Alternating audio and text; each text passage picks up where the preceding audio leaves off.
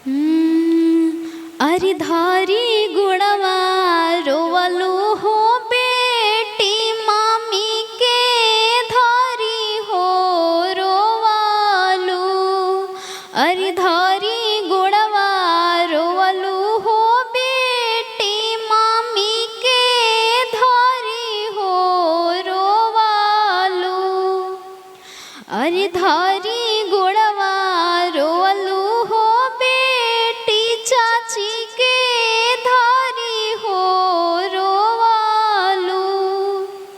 अरे आजू छोड़वला हो पापा अपनी हो महालिया।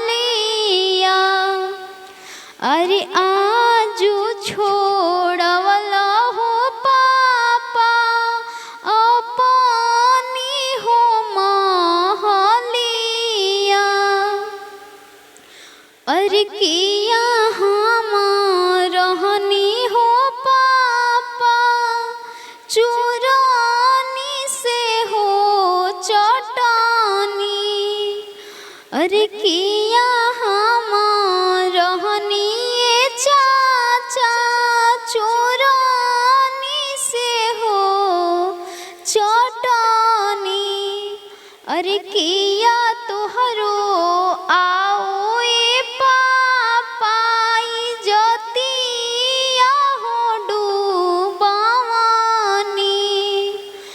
अरे किया तुहरो आओ ए चाचाई ज्योतिया हो डूबावानी। अरे नाही तू रहलू हो बेटी चोरानी से हो चटानी। अरे नाही तू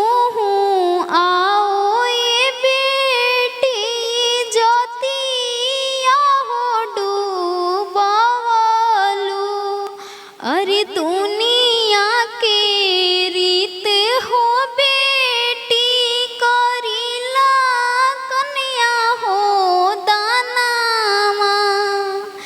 अरे तू